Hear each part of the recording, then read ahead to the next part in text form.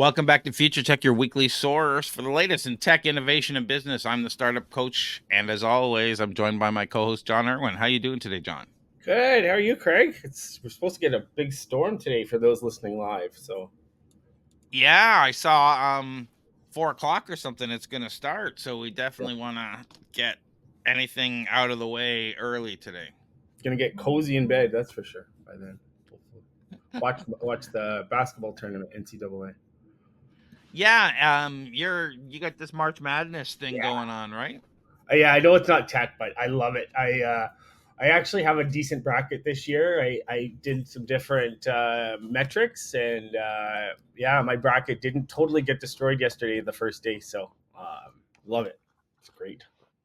That's fantastic, and I know you were doing a thing. We shared that at the beginning of the last episode, I believe. Yeah, I Might had a have been few at the people join my pool, so it's really well.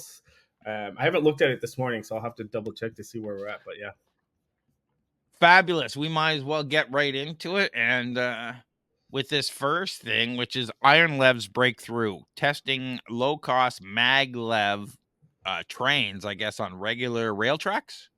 yeah, not trains, but like maglev. Yeah, maglev. I guess transportation, whatever. I don't know, but no, this is cool because um, for those of you that don't know, maglev technology to build the maglev infrastructure costs billions and billions of dollars for like I can't remember what the cost was per kilometer, but it's ridiculous. So this company is groundbreaking technology that was developed by a company called IronLev, which is an Italian company, and it's considered passive magnetic levitation for rail transport. So it utilizes passive magnetic forces to levitate a vehicle above existing rail tracks, so they can use the existing infrastructure, which is also awesome. And for those that don't know what maglev is, it's like it creates it's two magnets. So when you put positive and positive together, they oppose themselves, right? There's that force that you see. So this is like that. It creates a cushion of air, but obviously on a much larger scale and much stronger magnets between the vehicle and the track.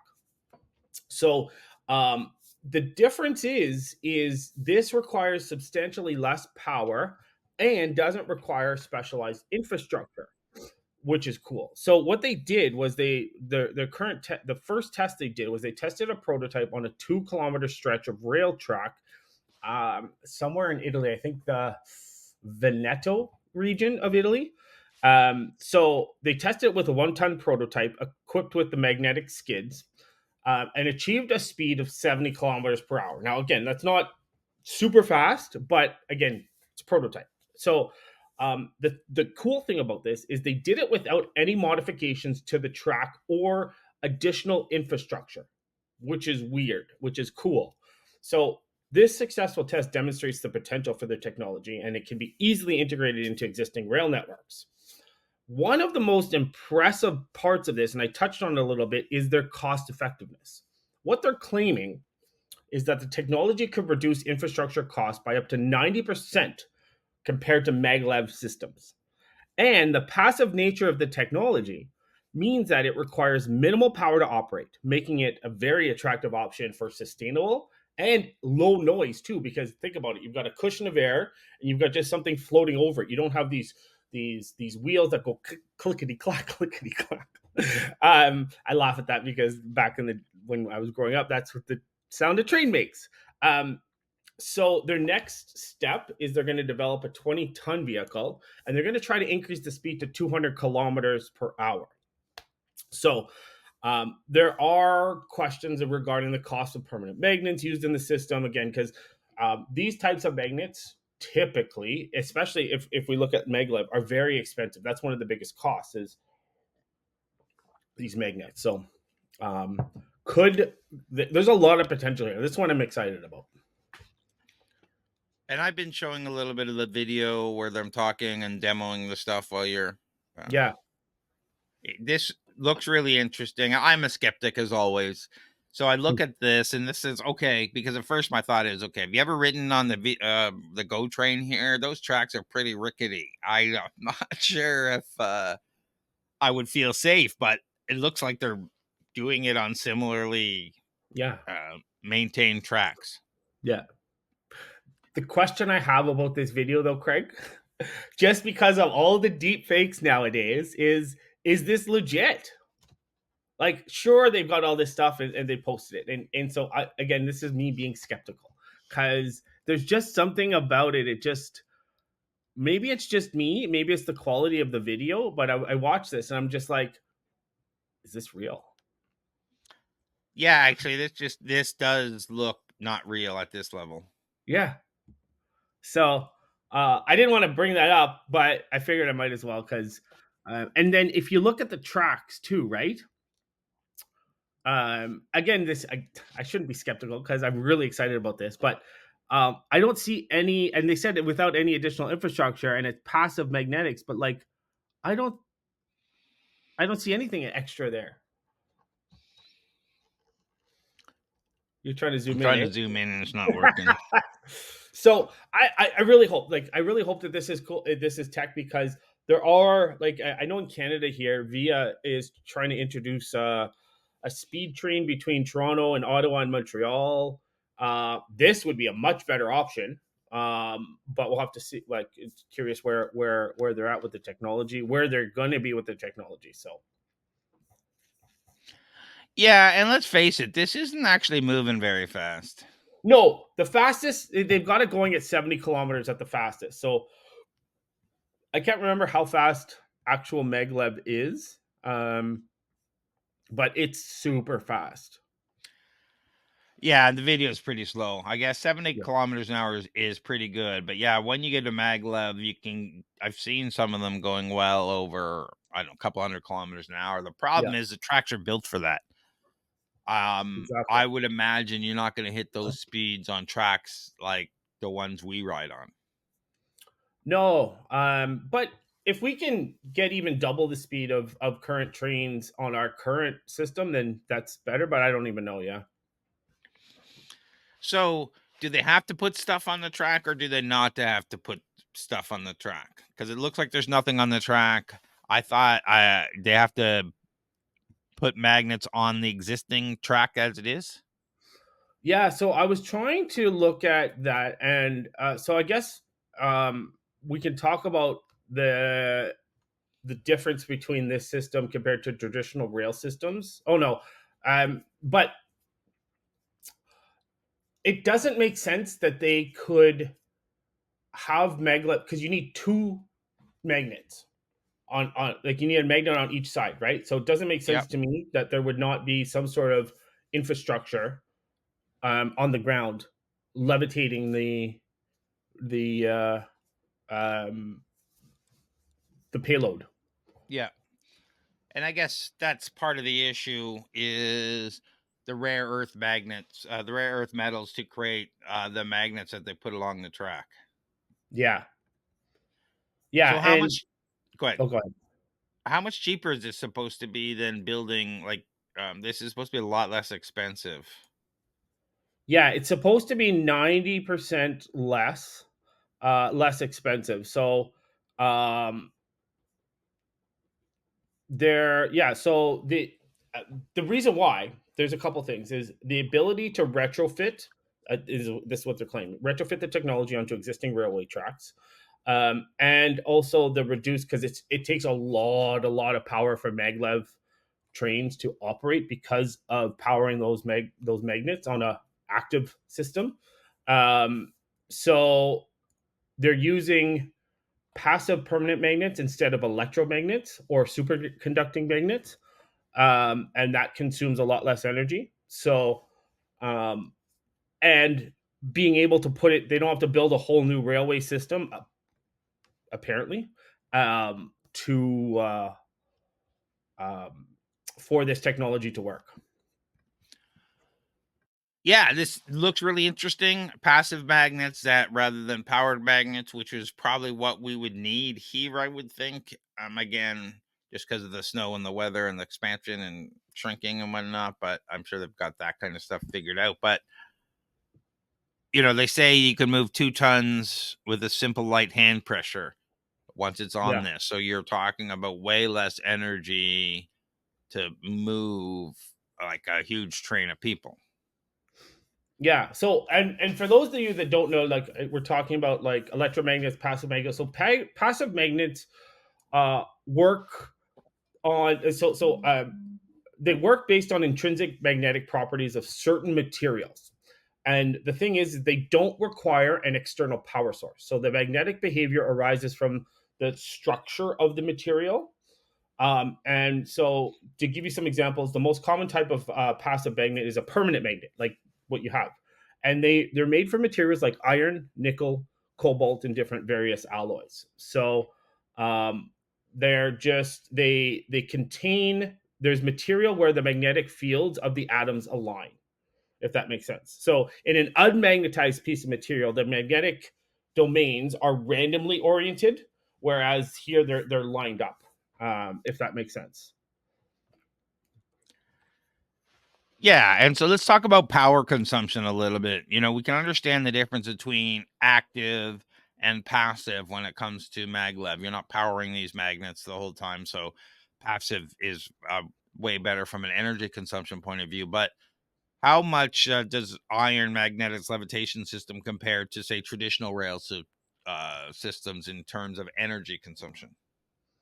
Yeah. So, in terms of energy consumption, it's I couldn't find exactly, but the thing is by using passive permanent magnets instead of electromagnets or superconducting magnets, they're going to consume less energy during operation. I don't know how much energy they're going to consume. But the thing is so if we're talking about so there's two types of um, maglev. There's the EMS, which is electromagnetic suspension, and there's EDS, which is electrodynamic suspension. So EDS systems use superconducting magnets, which require cooling to maintain their superconducting properties. Whereas, and comparing that to IronLev technology, on the other hand, they use permanent magnets that don't require cooling.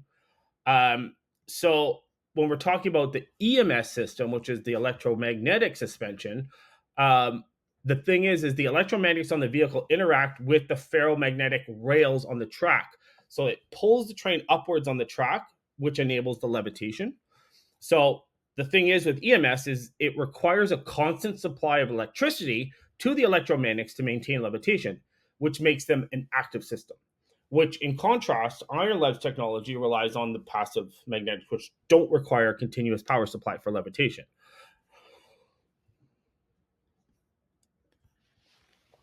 So we can see how this would apply to trains. Are there other applications for this passive magnetic levitation system? Kind of, but like it's all around transportation from what I've seen. So you've got your urban public transportation. So it can be used in urban public transport systems, like Streetcars?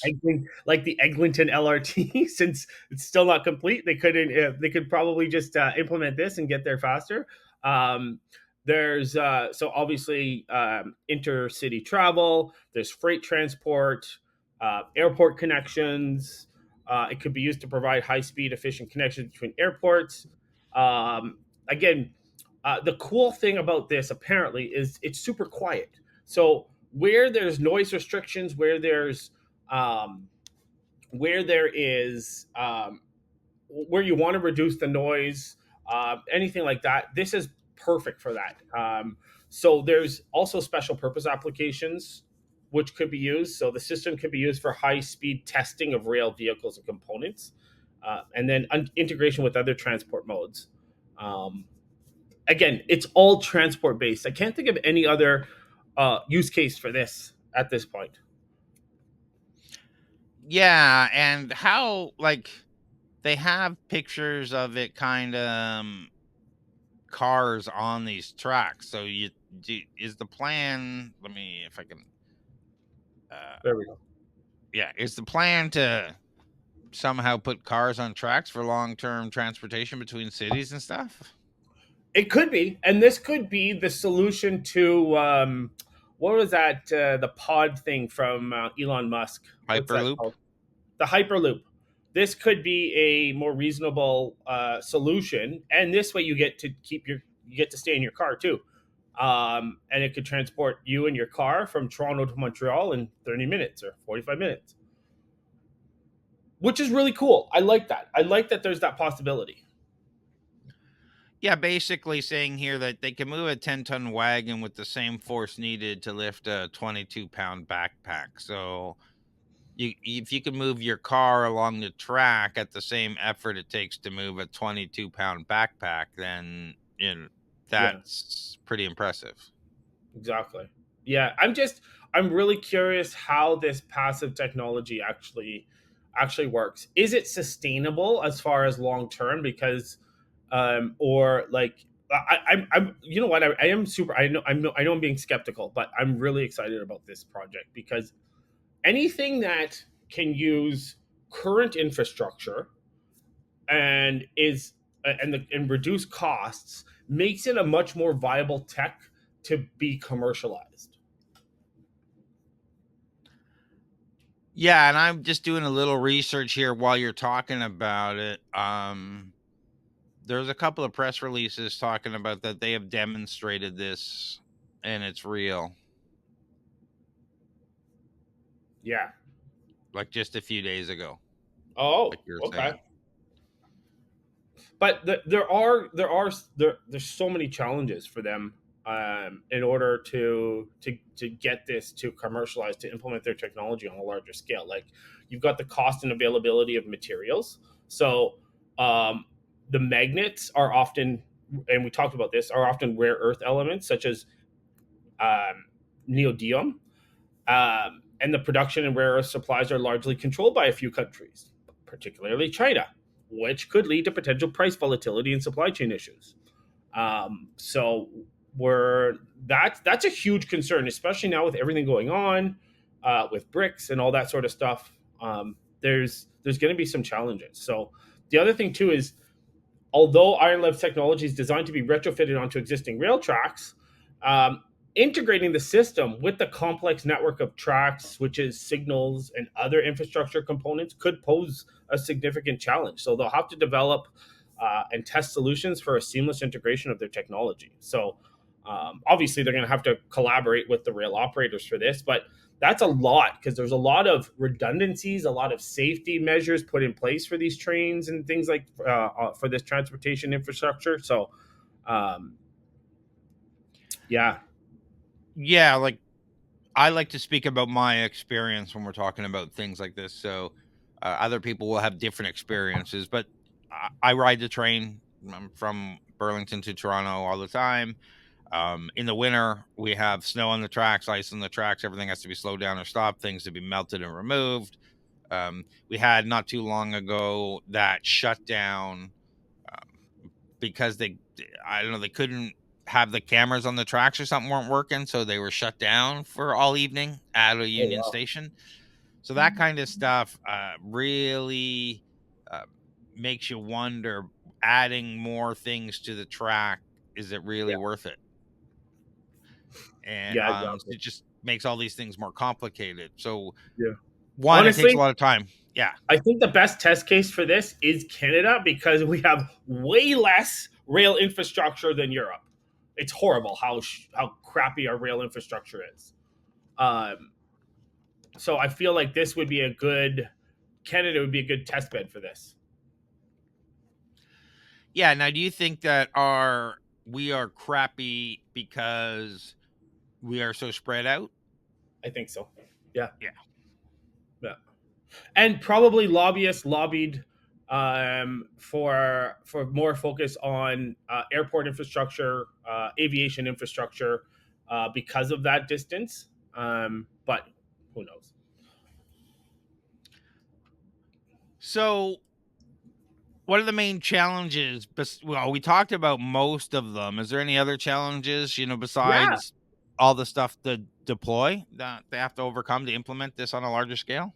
for sure. Yeah, there's maintenance, and we touched on this briefly. The maintenance and long term durability. So they need to ensure that there's obviously long term durability and maintainability of the system. So they'll need to develop robust maintenance protocols and procedures to ensure the system remains reliable and efficient over time, which obviously is going to involve training programs and maintenance. The thing that I'm worried about is the long-term durability of the magnets themselves. How long are they going? How long are they, like? What is the life expectancy of them if you're using them on a daily basis like this, right? What are the risks associated with long-term constant use? There's, and again, an expert in this field might understand that, but I don't. So um, there's obviously the public perception and acceptance is a challenge, and funding and investment.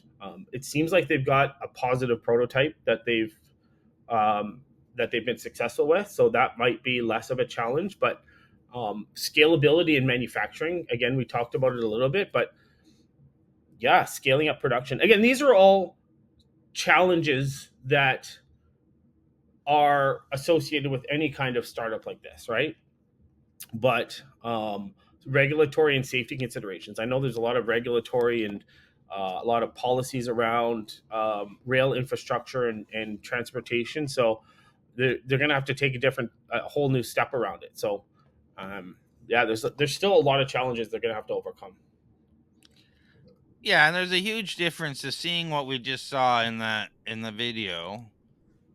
You know, three people release it to three people a kilometer or two down the road pick it up. It's not moving very fast. It's No, this small flat thing. We're not talking about dual tall trains with people on them moving at 100 kilometers hour plus, with winds and all that stuff going on. There's some safety and other things that really need to be tested. yeah, like how do we break this? Obviously, it's going to be using some sort of propulsion engine to move it, but we'll have to. I don't know how that works. So